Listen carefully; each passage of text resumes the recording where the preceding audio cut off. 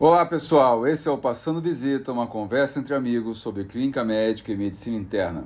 Eu sou Emerson Quintino de Lima. Eu sou Fábio Grado Dias. Eu, Ricardo Acaiaba. Bruno Cardoso. Pessoal, voltamos a gravar, beleza? Para quem está nos seguindo nas nossas redes sociais, principalmente no Instagram, tá certo? E também no nosso canal de vídeo lá no YouTube, eu convido a todos a participarem e curtir o nosso canal. Hoje nós temos um convidado especial, né, que é o Dr. Fábio Galvão Dias, ou melhor, o Dr. Fábio Virado Dias. Tá certo? Bem tá aparecendo, não tá aparecendo, Ricardo Galvão Bueno, cara? Você tá falando só pelo fone, né? Claro, né? O resto não. O doutor Bruno está aqui no Brasil ainda, dando uma canja pra gente aqui. Você tá onde hoje, Bruno, pra falar a verdade? Tô em Minas. Minas? Então, mas você é um goiano mineiro, Bruno? Mais ou menos assim. Qual que é a tua história, Bruno? Conta assim, rapidinho pra quem não te conhece, cara. Eu nasci no interior de Goiás, né? Minha cidade chama Inhumas. É Inhumas porque tem uma ave que chama Inhuma, e lá tinha bastante ave Inhumas, né? Na região. Emerson, reza a lenda que tinha mais ave do que gente. Brincadeira, tá? E aí quem nasce lá é inhumano, né? Tô brincando, é inhumense, né? Inhumense. Aí acabei fazendo toda a formação lá, fui estudar, fazer colegial, cursinho em São Paulo. E felizmente, São Paulo não, Goiânia. E felizmente consegui, né, fazer faculdade em São José do Rio Preto, conheci vocês. Hoje em dia eu trabalho só por hobby, né? Consegui ficar milionário, né? Então, essa é a minha história. Essa é boa. Ô, Ricardo, e você, Ricardo? Você é da onde, Ricardo? Eu sou daqui de São José do Rio Preto, no interior de São Paulo, e fiz faculdade aqui, fiz toda a minha formação aqui. Nascido e criado em Rio Preto. Eu tenho preguiça de sair, fiquei por aqui. E você, Fabinho? Tô igual a Caibinha. Sou natural e procedente. Natural e procedente. Eu acho que eu e o Bruno temos algumas coisas em comum que a gente já rodou bastante, né, Bruno? Cara, eu sou nascido em São Paulo, na realidade em Campinas. Meu pai era engenheiro, então ele construía coisas Brasil afora.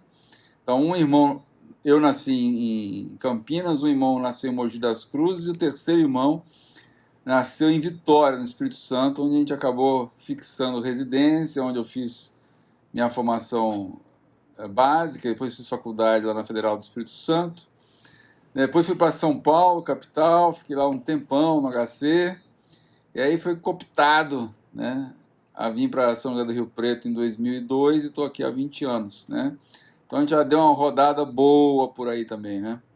Tá certo? Você sabe que eu já morei até em Aracaju, Bruno?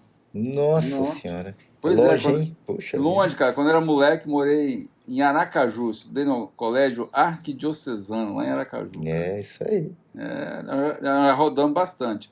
E por rodar bastante, por sinal, hoje o nosso caso clínico, ele é um caso que pode estar presente em vários locais, tá certo?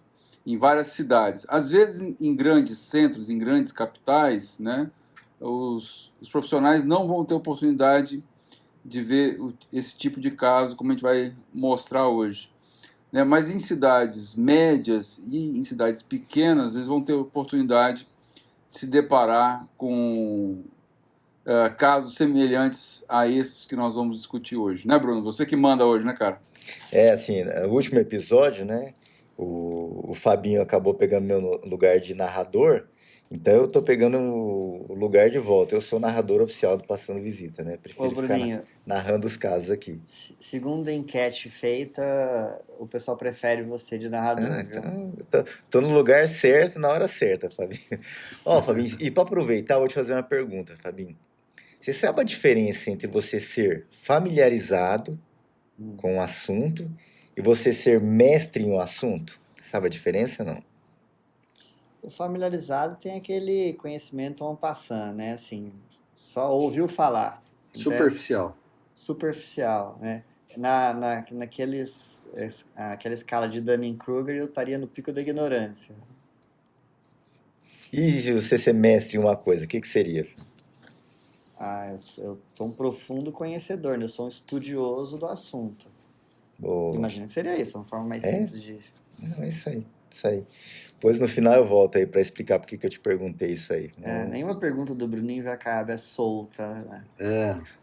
É auspiciosa sempre. Vamos lá então, vou começar a narrar aqui nosso caso e vocês vão parando conforme vocês acharem necessário aí.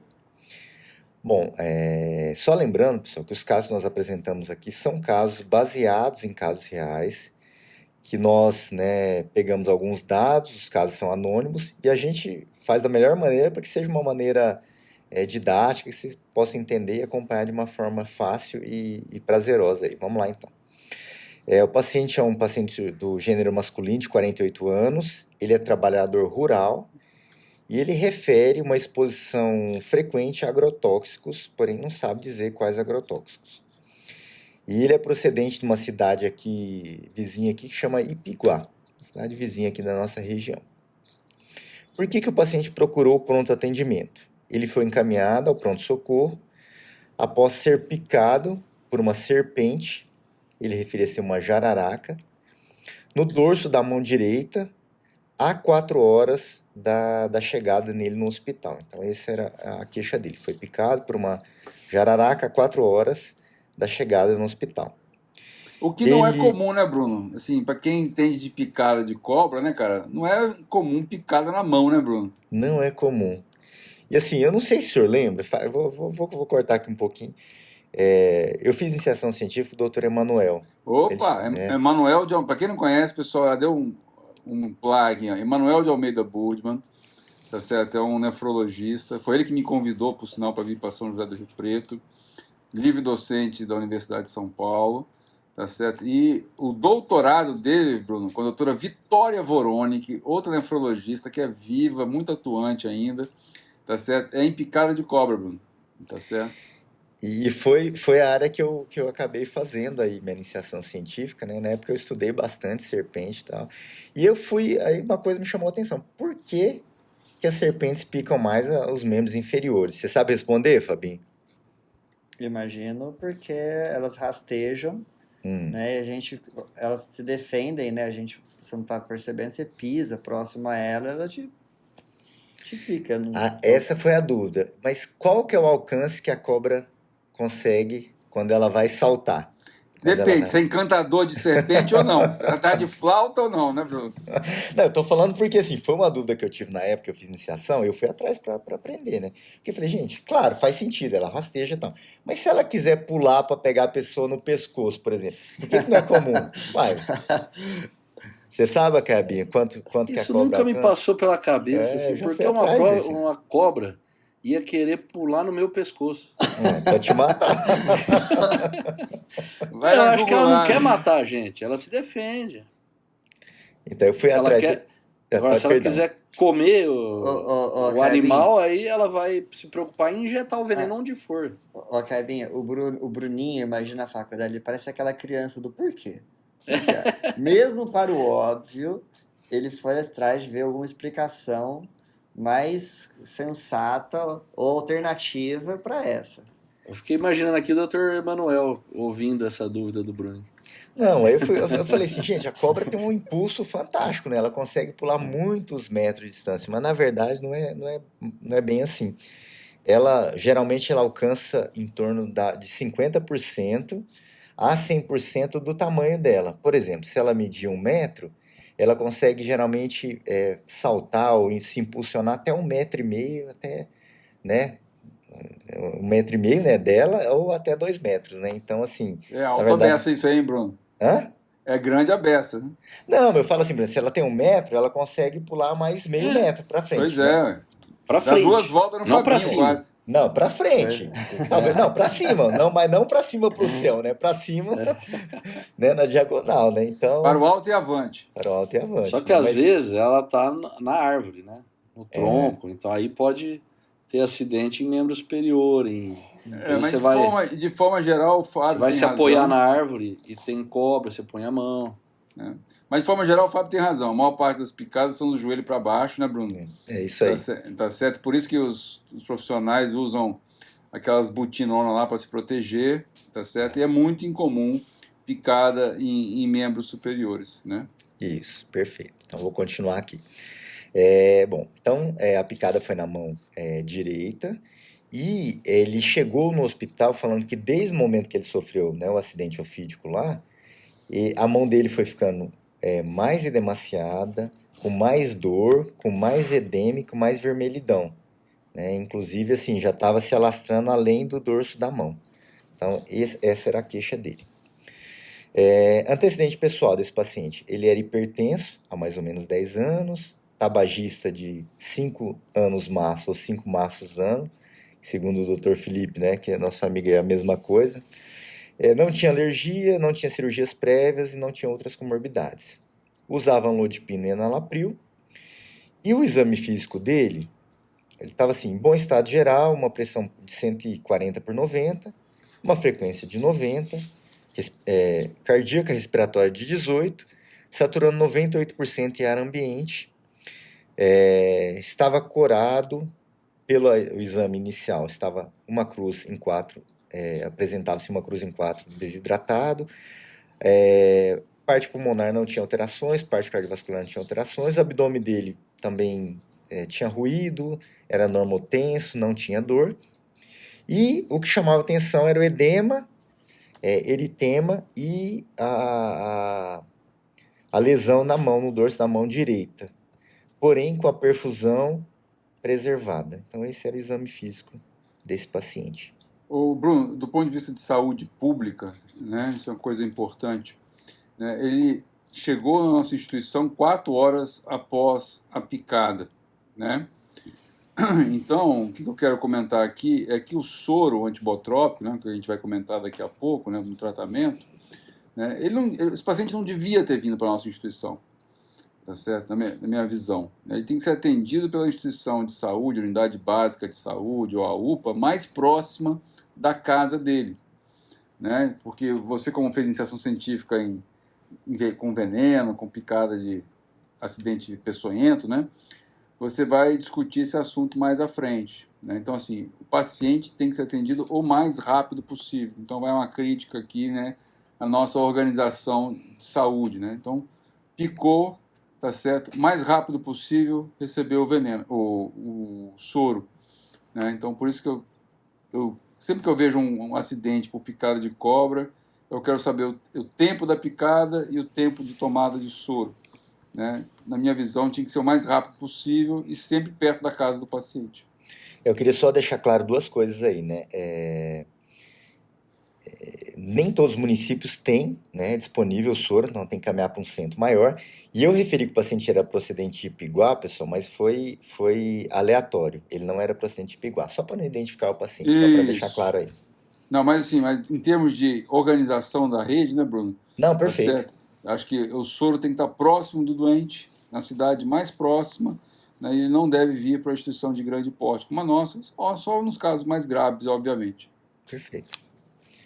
Cabinho e Fabinho, vocês querem acrescentar? Aí eu queria fazer um comentário que, às vezes, por exemplo, eu não entendo muito não de cobra, de acidente ofídico. A gente no plantão já pegou alguns casos e a minha conduta era, chama o CEATOX, né, que a gente tem o Centro de Toxicologia, que também avalia acidente ofídico, acidentes peçonhentos, né, de uma maneira geral.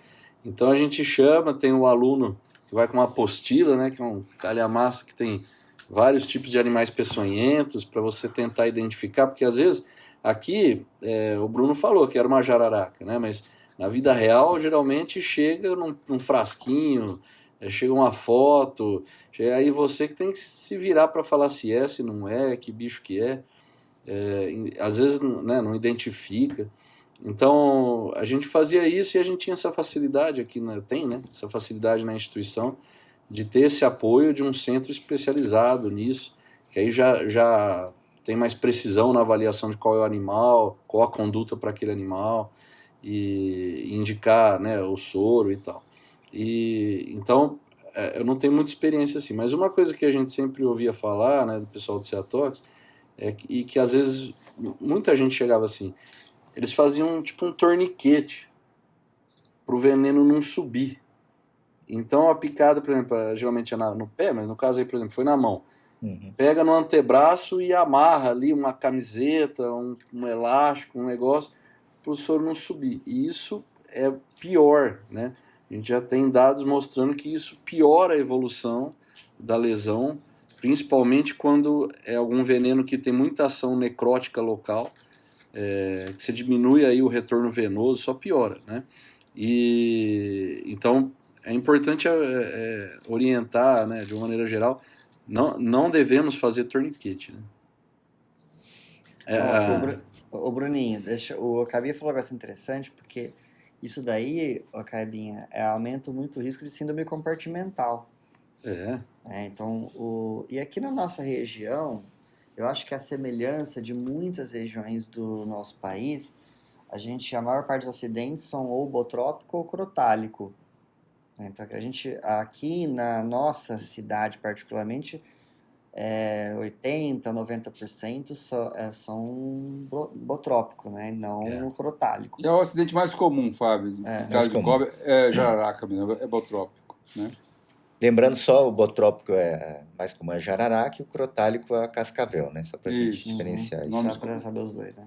Beleza. Ô, Bruno, Sim. E aí, você que é o nosso especialista em cobra aí, cara, conta pra gente, assim, o que tem que fazer, Bruno? Assim, identificar a cobra. Ele já chegou falando que é uma jararaca já, né? Você, como é que... Dá uma palhinha pra nós aí, Bruno. Assim, o melhor seria ou tirar uma foto ou trazer a cobra. Só que o fato de trazer a cobra traz riscos, né? Tem que matar a cobra, ou enfim. Eu já peguei em plantão, não sei vocês, que eles trouxeram a cobra viva. Eu já peguei. Já pegou? Não foi uma vez só, não. E dentro daquela sacolinha Fechada de no plástico. vidrinho. Não, o meu foi na sacolinha de plástico. Falei, o que está acontecendo ali? O que está mexendo? É uma cobra que está viva que eu trouxe, doutor. Que ela foi, Jesus amado, enfim. Mas algumas características, né? Eu vou falar algumas que eu me lembre, vocês vão falando o restante aí, enfim. Ela tem, geralmente, o botrópico tem uma característica sim, semelhante aos botrópicos, né? Na pele, que ela parece um losango, né? Na escama. Assim, na escama. Geralmente a cabeça dela é chata e tem ela se... Triangular, né? Triangular, ela se afina rapidamente, inclusive a cauda também. A cauda, geralmente, ela tem um afilamento mais brusco. E uma das coisas que é muito, né, característica do crotálico, para diferenciar as duas principais aí que o Fabinho já falou, é a presença do chocalho, né? Chocalho. Ajuda aí, chocalho. Quem tem chocalho, Bruno? Crotálico ou botrópico? O crotálico, é cascavel, né? Isso. Mas eu acho que, assim, na minha opinião, na hora ali você tá com tanto medo, né? Com aquela situação ali de urgência, que você escutar um chocalho ali, não escutar... É o guizo, né? É o guizo, né? É o guizo, na verdade. Então, assim, principalmente são esses aspectos aí, né? Que a gente costuma... Mas em termos, assim, da lesão, assim, Bruno, né? Então isso é importante, né, Bruno? Em termos da picada em si, né? Assim, a picada em si, geralmente são as extremidades, né? O que a pessoa usa para se defender ou que está rastejando. E se você tem, muitas vezes você consegue ver o local de inoculação da peçonha, onde o dente entra, e tem um edema, geralmente uma reação inflamatória muito importante. A gente aprende que o crotálico tem uma lesão muscular maior, uma das características principais aí seria a rabdomiólise, né, a lesão muscular. Só que na vida real, no dia a dia, é difícil a gente diferenciar, bater no olho. Porque a gente, assim, eu já vi muitos acidentes de cobras, mas eu não sou um mestre em cobras, né, Fabinho? Eu sou familiarizado em cobras, mas não sei todas, né? Enfim, mas assim, o edema local é importante, você tem geralmente... hiperemia e até áreas de necrose. Tem nas duas, mais comum no crotálico, né? Então, a questão da característica local ali das picadas. É interessante, Bruninho, que eu... pode falar aí, Fabinho. Vai lá, Fabinho. Não, é que o Bruninho falou de edema, né? Por lesão muscular. É difícil, às vezes, no local da picada você diferenciar por isso, porque o paciente com um acidente botrópico, ele pode fazer distúrbio de coagulação. E aí ele faz um edema, né, que não é necessariamente por lesão muscular. né? Então ele faz um hematoma ali naquela região local. Então você tem ali, ó, o Bruno falou que ele faz a descrição do local da picada, né, com sinais de flogose, certo? Que não necessariamente está relacionado à infecção já secundária, né, por porta de entrada. Não deu tempo, Não dá tempo. É por ação direta do veneno. E aí é interessante que corrobora com a descrição de que foi uma jararaca, é essa reação intensa no local, sem muita manifestação sistêmica, né? Assim, pressão, frequência cardíaca, respiratória, no resto do corpo dele examinando, aparentemente não tem mais nada, né? Então, assim, o paciente chegou falando que foi uma jararaca, a gente não está vendo, mas pela clínica é compatível com um acidente por jararaca mesmo, né? E aí, Bruno? E agora, cara? Faz o que, hein, Bruno? O que foi feito então, né? O paciente foi hidratado, ele usou solução salina e foi quantificado como um acidente moderado, né? A quantificação tem alguns critérios de segmentos acometidos ou a extensão do segmento acometido, né? E o quadro sistêmico também. Esse paciente nosso foi classificado como moderado e ele foi infundido, né, nesse paciente, 6 ampolas de soro antibotrópico. Concomitantemente, ele usou corticoide e analgesia. Então, esse foi o tratamento inicial desse paciente. Enquanto isso, saíram os exames, né? O que vocês querem pedir de exames aí, para a gente explicar para o pessoal o que seria importante nessa avaliação inicial? O que vocês querem? Uma coisa o Fábio falou aí, da preocupação com anticoagulação, né? Com um dos efeitos do veneno, né? Apesar dele não estar tendo nenhum sangramento, nada assim importante, mas para tentar aumentar a nossa vigilância, né, nesse aspecto. E acho que o Emerson não vai querer função renal, nada assim, né? Obrigatoriamente. Eu não vivo sem creatinina urina 1, entendeu? Então esquece. Então, creatinina, urina 1, hemograma e um coágulo, Bruno. Eu acho que é nessa linha. Só para falar pro ouvinte que o Emerson falou mais rapidinho, né? Hemograma, coágulo, creatinina e urina 1. Então vamos lá. Então, o hemograma do paciente tinha uma hemoglobina de 13,6, um hematócrito de 37, 10 mil leucócitos e 242 mil plaquetas. Creatinina de 1,2, não temos uma creatina prévia, era do momento, e uma ureia de 35. Um sódio e potássio normais, 140 e 4,5. Um TAP de 56 e um INR de 7,5. Então, esses eram os exames iniciais. Então, o paciente não usava nenhum anticoagulante, foi perguntado ao paciente nenhum tipo de anticoagulante. E a urina 1 tem, Bruno? Tem uma urina 1. Deixa eu pegar aqui para falar. Urina 1 da admissão. Tinha uma densidade de 1007, um pH de 5, uma cruz de proteína e uma cruz de hemoglobina. Não tinha eritrocitúria, nem tinha leucocitúria, nem cilindros. Ô Emerson, deixa eu fazer uma pergunta para você. Porque eu gosto, o Bruninho sabe, de exames baratos. Acho que a gente tem que aprender a ler melhor gaso, eletro, raio-x, urina. Você ficaria preocupado aqui, porque eu não sei o biotipo do paciente para saber se essa creatina de 1,2 é o constitucional dele, mas essa densidade urinária baixa já pode denotar algum tipo de lesão renal relacionada ao acidente ofídico? Ô, Fábio, antes disso, tá certo? Assim, creatinina de 1,2 não é normal, tá certo? Pode não ser normal, né? Deixa claro isso, né? Creatinina normal não representa a filtração às glomerular. Vezes ele pode ser musculoso igual a caiaba ali. Aí já é outra conversa. Mas eu vou fazer um cálculo aqui rapidinho, né, com a fórmula de CKD-EP, né, utilizando a creatinina dele, o sexo, tá certo? E para calcular a filtração glomerular estimada. Deu 75 ml por minuto, tá certo? Com 1,2 de creatinina. Então eu já falo para você, né, que a estimativa de filtração glomerular dele é baixa, potencialmente já tem lesão renal, tá certo? Mesmo que seja essa creatina a creatina basal dele, tá certo? Bom, esse é um ponto. O outro ponto é em relação à urina 1. Admitindo que essa urina 1 esteja correta, né? Então, a primeira coisa que chama atenção é a densidade. Densidade urinária de 1007.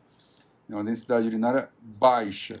Então, o que isso representa? Nós não estamos conseguindo concentrar a nossa urina, né? Se o paciente estiver hipovolêmico, desidratado, com rim normal, né? Então, teoricamente, é para a urina estar mais concentrada, né? Coisa que não está acontecendo, pelo menos neste momento. Tá? E a outra coisa que chama a atenção no exame de urina, né, pode ser muito frustro, né, mas tem uma proteína, uma cruz, e tem hemoglobina, uma cruz. A minha urina não tem nada disso, tá certo? Eu espero que a de vocês também não. Tá? Então, assim, algum grau de lesão tubular pode ter, ou glomerular. Tá? Então, deixar aqui por enquanto essa pulguinha atrás da orelha aí. E o Bruno comentou, tem hemoglobinúria e não tem eritrocitúria. Então, isso ou tem algum pigmento lá, tá certo? Que não é hemácia, né? Então, pode ser mioglobinúria, pode ser pigmento M que está rodando aí, que não foi de hemácia, que estava na urina, tá certo? Tem alguma coisa aí, Fábio, tá certo? Não é normal, ponto. Perfeito. Tá? Então, são exames baratos que dão muita informação se a gente souber interpretá-los. E ele é hipertenso, né, Emerson? Tem 10 anos de hipertensão. Então isso é outro dado importante, cara. Pode ser uma doença de base dele, ele pode ter uma nefropatia hipertensiva de base, tá certo? Mas uma doença renal crônica, ou melhor dizendo, uma glomerulopatia de base, tá certo?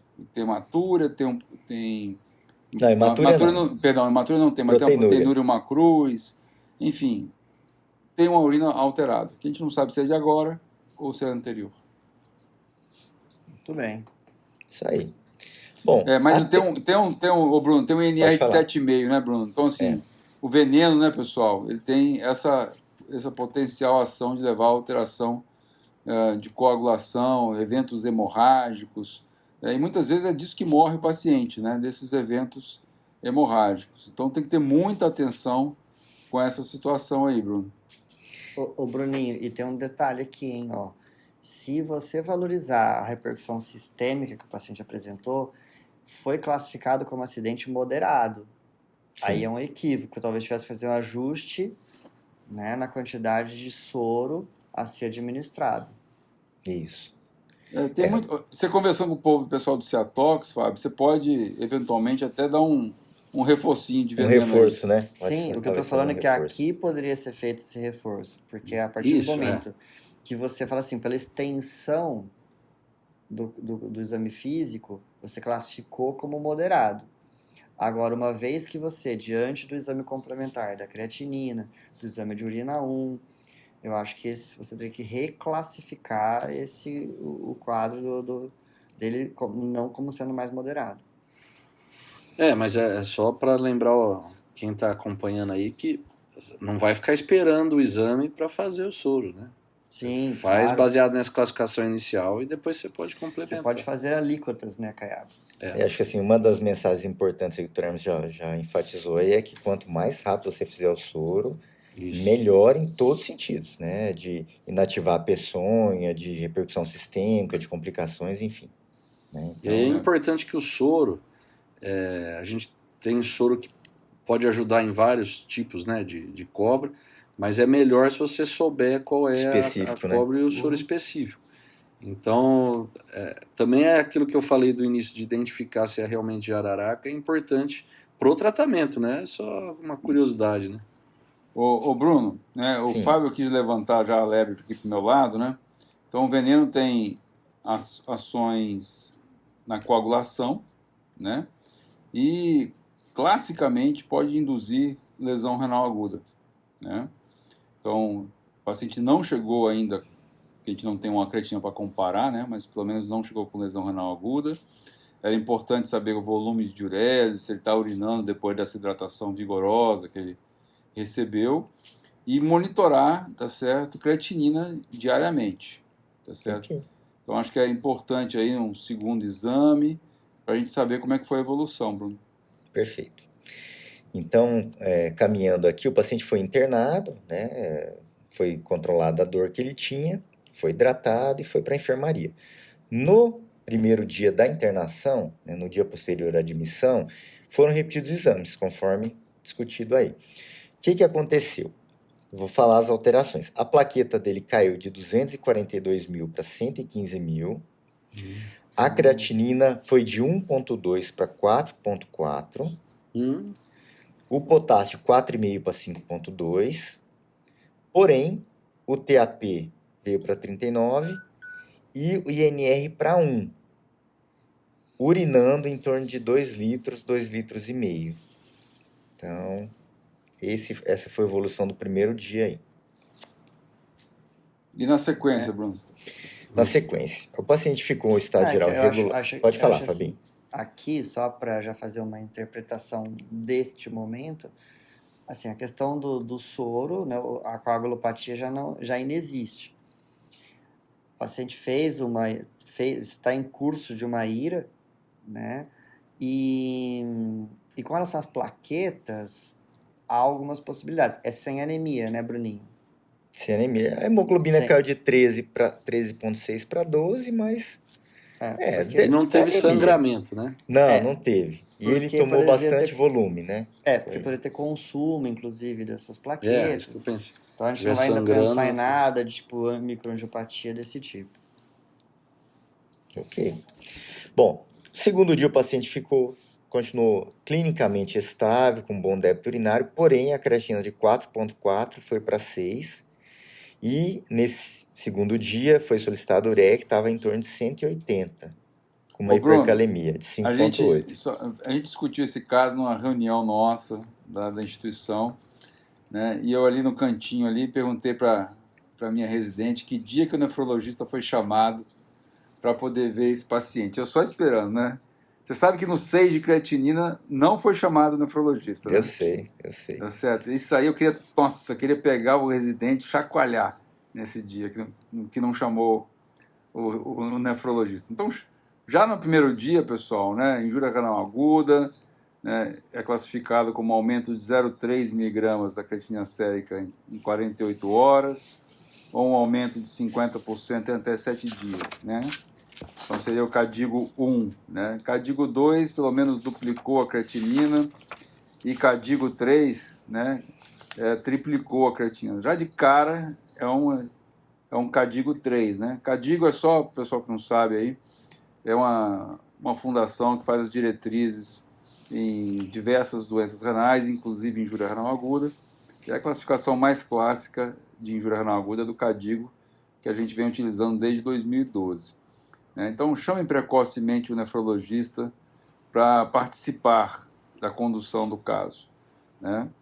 Mas, Bruno, vamos fazer, nós dois somos nefrologistas de formação, né? Vamos jogar para os dois aqui que não são nefrologistas. Ai, meu Deus. 180 de ureia, 6 de creatinina, potássio meio bobão lá na casa dos 5 e uns quebrados. 5,8. Tem gaso aí, Bruno? Tem. Tem? Solta uma gás aí, um pH e um BIC para nós aí. Uma gás venosa, 7,28 de pH, com BIC de 16,5. 16 de BIC, 7,2 de pH.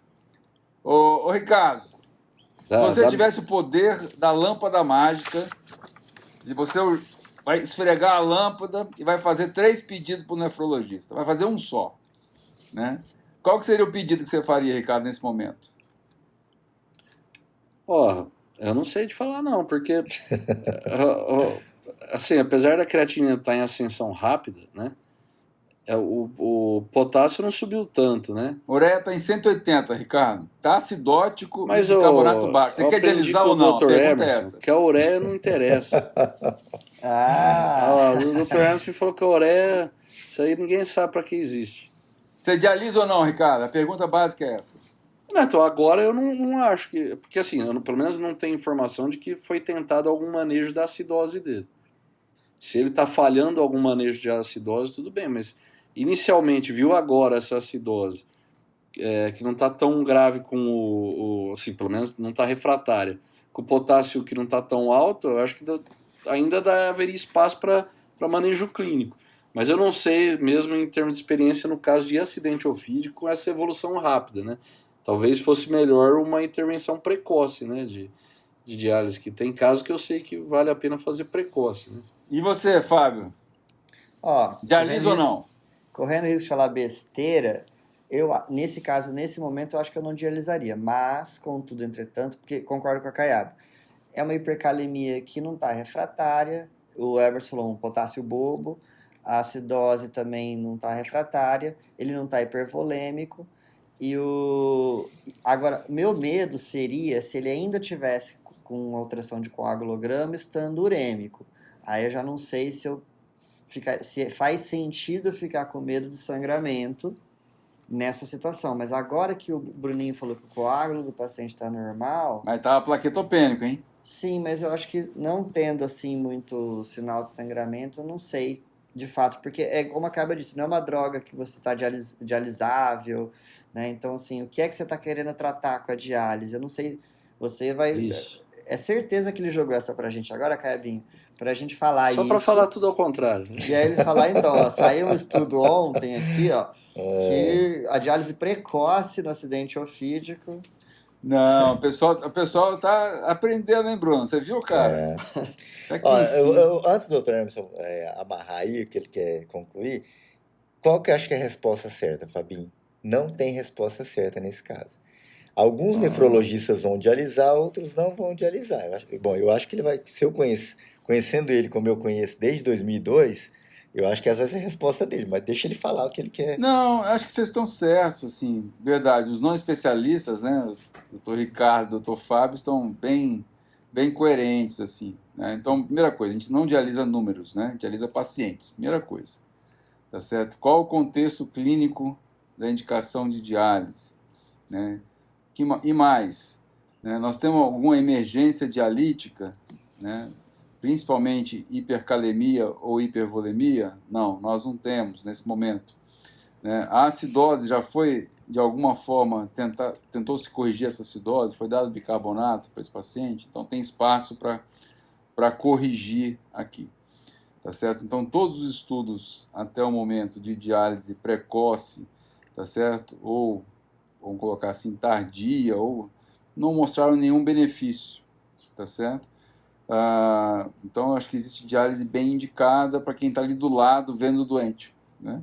Você indicar diálise baseado só no que estão lhe mostrando aqui, talvez seja imprudência da gente indicar diálise, né? Como a gente está falando de situações bem características do nosso país, né? Tem uma situação que vale a pena, ou pelo menos alguns estudos sugerem, inclusive um estudo muito bom do Brasil, né, feito pelo Antônio Carlos Seguro, pela Lúcia Andrade do HC, quando eles estavam lá no Hospital Emílio Ribas, mostrando que talvez diálise precoce em leptospirose vale a pena. Tá certo, Ricardo? Mas aqui, acho que é a avaliação geral de como vocês conduziriam também. Eu só fico chateado porque o nefrologista não foi chamado, Bruno. Ainda não, né? Ainda não foi chamado, né? Vai em frente, Brunão.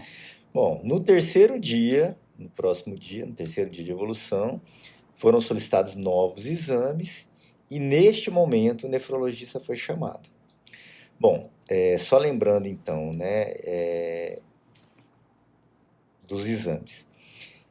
Ele tinha uma hemoglobina de 12, caiu para 8,5, hematócrito de 30 para 22, leucócitos 7.200 e as plaquetas de 115 mil caíram para 90 mil.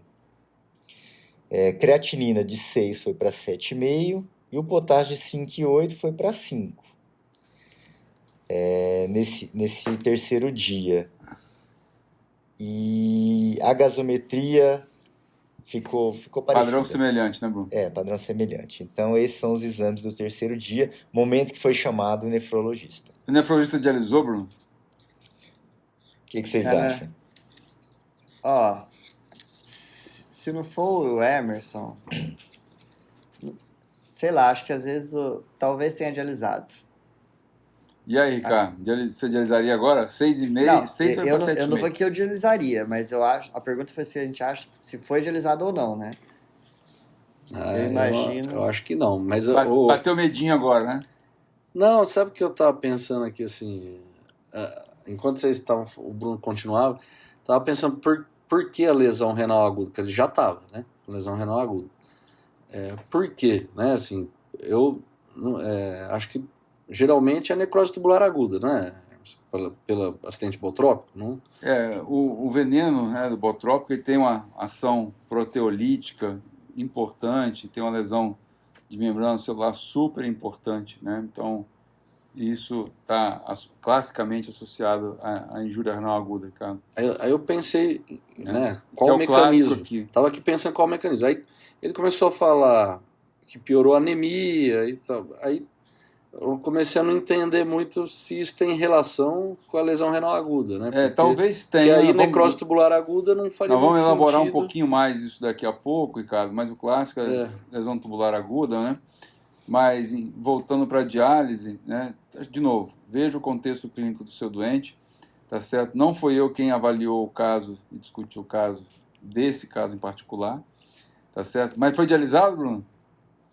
Foi. Nesse momento, né, optaram por iniciar a diálise no paciente, foi passado catéter, né, de Shiley lá e iniciado diálise no paciente. Eu só falei isso porque eu estava pensando, assim, você vai dialisar, talvez tenha relação com o que você está pensando que está acontecendo ali no rim, né? Não, necessariamente, o Ricardo, assim... Aí eu fiquei ainda não consegui raciocinar exatamente o que está acontecendo no rim dele. Não, e para definir se vale a pena dialisar ou não. Né? Não, mas enfim, às vezes isso é importante, né? Talvez aqui quem indicou diálise, tá certo? Tá pensando assim, puxa vida, tem um doente que tinha 180 de ureia ontem, tá certo? Tinha 6 de creatinina, tenho 7,5 hoje, é a injúria renal aguda que parece não ter estabilizado, está em progressão, né? Apesar de ter um volume urinário relativamente adequado, tá certo? E tem um risco de sangramento, porque as plaquetas estão caindo, apesar de ter outros exames de coagulação aparentemente normais. Então, um tratamento de suporte aqui, né, Ricardo? Enquanto a injúria renal aguda, ela se estabelece e mais à frente provavelmente vai recuperar. Eu acho que o grande dúvida ou desafio diagnóstico aqui é saber o que tem a mais aqui nesse caso. O que está aparecendo a mais aqui, né? 12 de hemoglobina caiu para 8. Não deve ser dilucional. Tá certo? Plaqueta era 240 mil, agora está 90 mil. Tem alguma coisa que está levando embora minhas plaquetas. Tá certo? E injúria renal aguda, por si só, não faz isso. Né? Então, talvez tenha alguma coisa a mais aqui nesse caso. Então, injúria renal aguda, né? Anemia, plaquetopenia, nos faz lembrar na possibilidade de uma síndrome, Fábio, né? Que eu acho que vale a pena a gente já começar a soltar aqui uns flashes aí, né, Fábio? Antes disso, antes do Fabinho, peraí, já vou deixar você falar. Como o Dr. Emerson falou do gênio, né? Tem 3 pedidos, Gênio da lâmpada, 3 pedidos. O Acabinho tem direito a 1 pedido. O que você quer, Acabinho? Pode ser o que você quiser.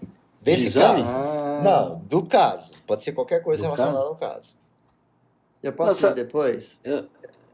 Eu senti falta só de saber do doente, como é que tá. Isso. O que você quer, Fabinho? Então, porque a gente falou evolução laboratorial, né? O Acabinha falou do doente. Lá, tranquilo, ou ele tá ruim? O Acabinha falou do doente também. Lógico que eu também quero saber do doente. Mas o Emerson aqui soltou uma dica que talvez a grande questão aí, que não está tão claro de ser explicado, é o hemograma. O Emerson falou anemia, plaquetopenia, e eu sempre costumo dizer, Bruninho, que a semelhança de quando o residente chega pra gente e fala, o paciente do fulano de tal tá taquicárdico.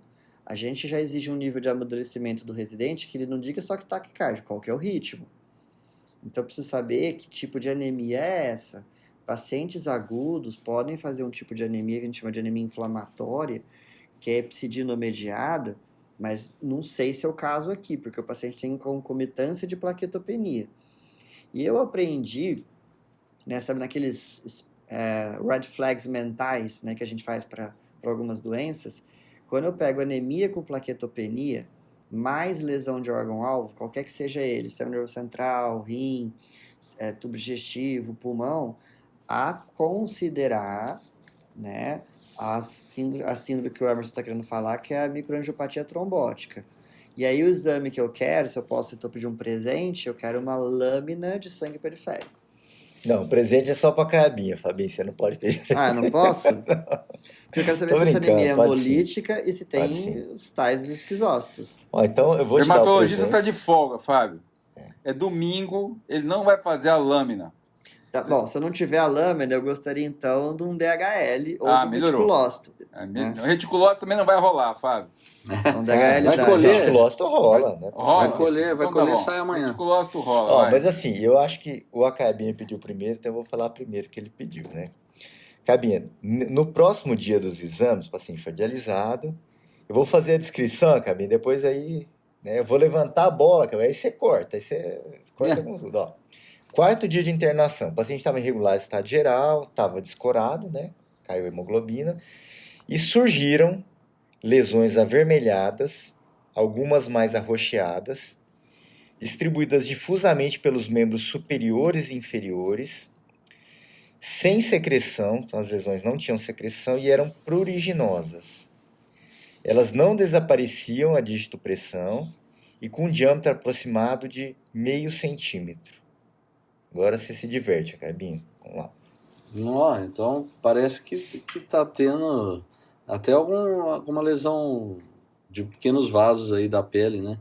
Como não desaparece a digitopressão, não parece algo inflamatório, tipo vasculite de pequenos vasos, né? Ô, Bruno, você se lascou, cara. Se a gente tivesse feito esse episódio aqui, convidado um colega nosso chamado Amadeu, você ia estar lascado, cara. A descrição não ficou perfeita, assim, né? Pois é. Não, mas deu pra entender que eu achei importante, sim. Não descrevendo. desaparece a digitopressão, sugere que está tendo a ruptura de pequenos vasos ou extravasamento, né, de sangue, porque se fosse só inflamatório, né, tipo vasculite, assim, né, normalmente desaparece a digitopressão. E nesse contexto dele, com coagulopatia, né, anemia aí, dá pra gente pensar mesmo em microangiopatia aí, né? Faz parte desse contexto que o Fabinho tava comentando aí. Bom, a Cabinha não quis fazer o gol, a bola ficou quicando na área ali, agora então eu vou dar pro Fabinho, que a Cabinha não quis fazer. Vamos lá, Fabinho. Não, o Fabinho tá ansioso pra... Não, agora o Mas Fabinho. qual que eu vou ter? Eu vou ter o quê? O que você quiser, Fabinho. A lâmina, não, você tem o DHL, meu. Não, eu quero DHL, lâmina e reticulócito. Ó. Tá. DHL, Fabinho, 1.256. Uhum. E um reticulócito já corrigido de 2,2%. Então, 2,2? 2,2. Eu esperava um reticulócito maior, né? A não ser que esse paciente, o Emerson comentou de, eventualmente, algum tipo de pigmento da hemoglobina estar perdendo na urina. Às vezes, quando você tem alguns cenários de hemólise muito abusivo, né? E, às vezes claro que são quadros mais subagudos, que o paciente às vezes pode ter hemociderinúria, está perdendo ferro na urina, a ponto de você esgotar os estoques medulares e você não conseguir produzir nem reticulócito. Mas eu confesso que eu estava esperando um reticulócito um pouco mais alto. Agora, vai mais na linha o DHL bem elevado, né? Eu estou tendo lise celular. Que não é específico, né? No caso aqui pode ser que... Por que eu acho que a lâmina seria o exame de predileção para mim? Porque até pela a lise de células musculares poderia eventualmente, né, justificar um DHL, né, de repente. Aí a CPK sobe junto. Mas a CPK nós não pedimos, né? Não tava o gênio não deixou a gente pedir a CPK. Mas tinha CPK. Olha lá. Ah, é? O residente atento. O residente atento, ele pede. A CPK era 96. Pronto, acabou. Então não é de célula muscular. Então, assim, porque a gente poderia tentar diferenciar um pouco de aptoglobina, ver se ela não está consumida. Agora, na tese de uma microangiopatia trombótica, né, porque a tríade, anemia hemolítica, plaquetopenia e lesão de órgão-alvo, a gente tem que pensar numa MAT. E aí o que vai marcar, o grande marcador aqui, é a presença do esquizócito. Que são aquelas, para quem não sabe, são aquelas hemácias que sofrem cisalhamento, né? Porque nas microangiopatias trombóticas, você forma trombos intravasculares, e as massas, ao passar por esses locais estreitados, elas se deformam, elas ficam cisalhadas, certo? E você vai identificar pelo menos 1%, né, de esquizócito quando você faz a lâmina do sangue periférico. Tem lâmina, Bruno? A lâmina não foi feita no dia, mas foi feito no próximo dia, no dia seguinte, né? Aí chamou o hemato para participar. Chamou o hemato. Tá chamando gente pra festa, né? Vamos lá, festa fala assim, pro contexto, né? Bom, foi feita uma lâmina de sangue periférico, a lâmina foi vista por um hematologista, e o diagnóstico, Fabinho, era a presença de pelo menos 5 esquizócitos por campo. Então esse era o laudo. Então tinha mais que 1, né? Então tinha esquizócito positivo. Fechamos o diagnóstico de microangiopatia trombótica aí, pessoal? Sim. Aqui eu acredito que sim. Acho que sim, né? Faz todo sentido. Agora, pessoal, pode nós temos que falar né, de tipo tratamento, de hein, Bruno? Que microangiopatia trombótica tem um monte de situações que podem levar a microangiopatia trombótica. Eu já vi até por dengue, tá? Então, dengue como sendo gatilho para microangiopatia trombótica, Fábio. Né? Então, você tem casos associados, sim, à picada de bótrops, de jararaca. Emerson, acho que talvez seja legal, assim, para o aluno que não está tão habituado com a microangiopatia trombótica, a gente falar bem simplesinho, que sempre tem que se considerar. Tem duas situações que são clássicas, né? Que é a PTT, que é a púrpura trombocitopênica trombótica, que é grave, né? Então, pensou em MAT, tem que se pensar em excluir a PTT. E a PTT é uma condição imunomediada em que você tem anticorpos, uma inatividade da ação da enzima ADAMS13, que ela cliva os multímeros do fator de von Willebrand. Então, se eu tenho anticorpos contra a ADAMS13, menor atividade dela, eu tenho maior expressão de fator de von Willebrand no endotélio. E aí as plaquetas vão se aderir ao fator de von Willebrand, se ativar, formar os trombos vasculares, certo? E aí eu vou ter a hemólise. Chamar a atenção que a ADAMS13, o quadro do acometimento do sistema nervoso central é muito pronunciado. Né? Então, sempre que tiver um paciente com quadro neurológico, plaquetopenia, anemia, e principalmente anemia hemolítica, pensar na PTT. E a PTT, para fazer o diagnóstico, precisaria da dosagem da atividade da ADAMS13. Aí não rola, Fábio. Exato, porque nem aqui, nem em país rico. Nem aqui, nem na China. Por isso, devido a isso, que existe um score de grau de suspeita, que chama Plasmic Score, né? E só para... Ninguém precisa decorar o Plasmic Score, porque ele é consultável, mas chamar a atenção é o seguinte, dificilmente teremos pacientes com PTT com creatinina menor que 2, plaquetas menor que 30.000, né? Então, é formalmente quase improvável essa situação. A segunda doença que causa MAT é a SHU, a síndrome hemolítica urêmica. Né, Você sabe que eu gosto de pensar como tudo com a mesma doença, viu, Fábio? Eu pessoalmente, sabe? Sim. Porque a base fisiopatológica é muito semelhante, né? Microangiopatia trombótica do mesmo jeito. Espectros diferentes. Tem essa teoria, né?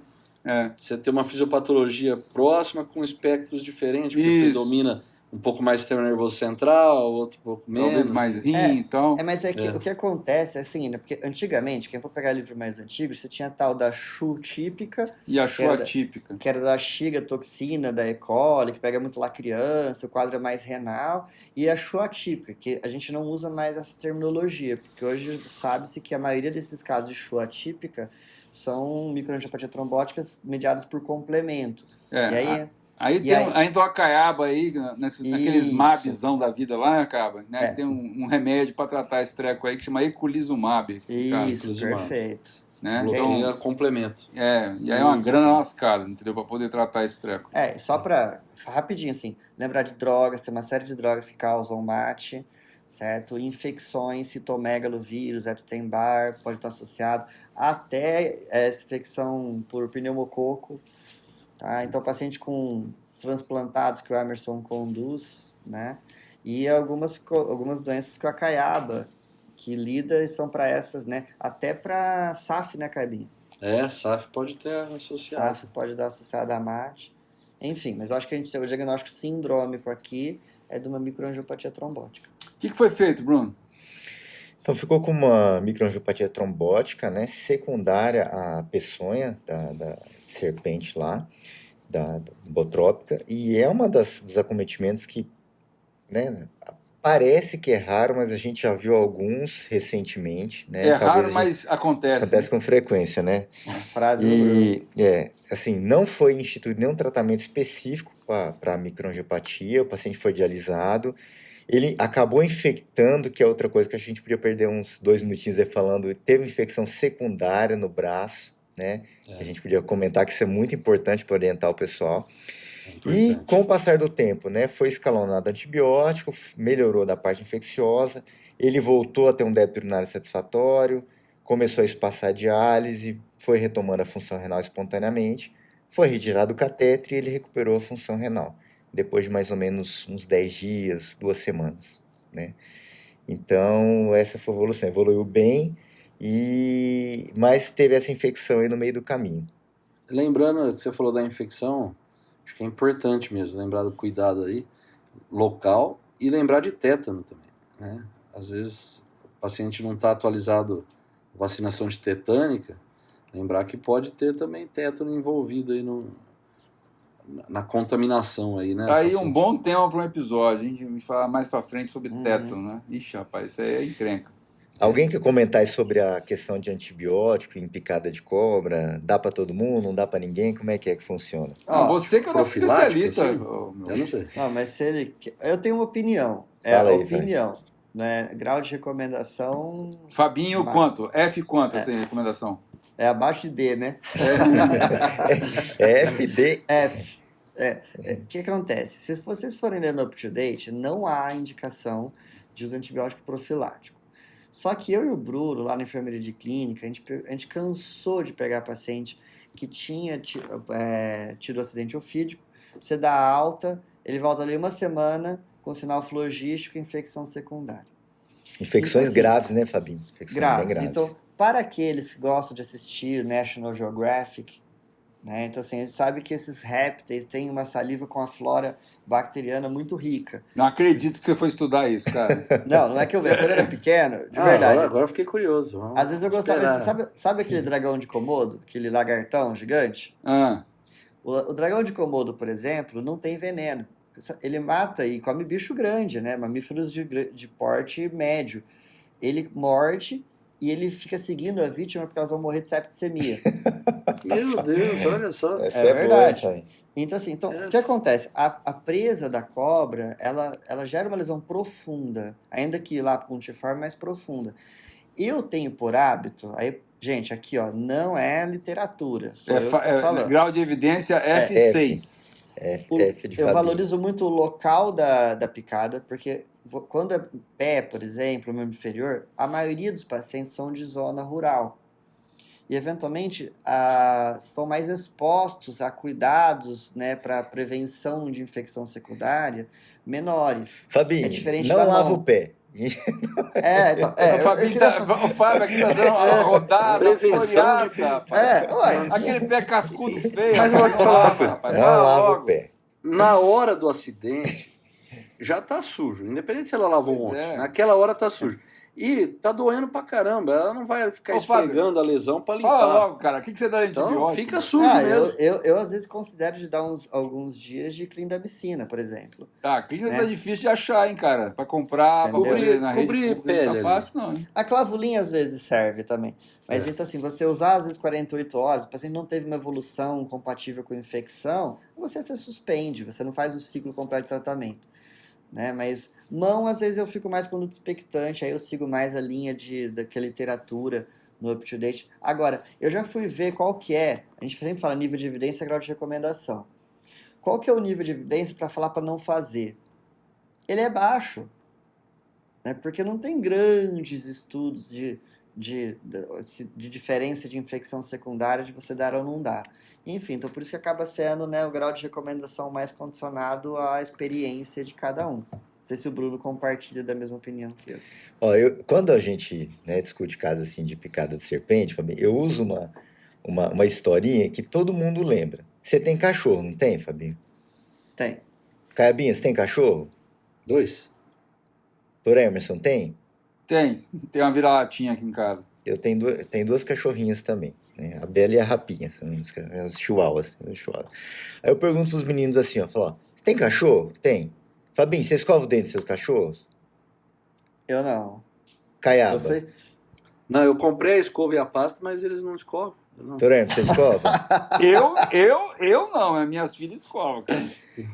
A minha esposa, geralmente ela, nós escovamos dentro dos cachorrinhos, todos os O dias. certo é isso mesmo. Aí eu pergunto assim, quem escova o dente da cobra, Fabinho?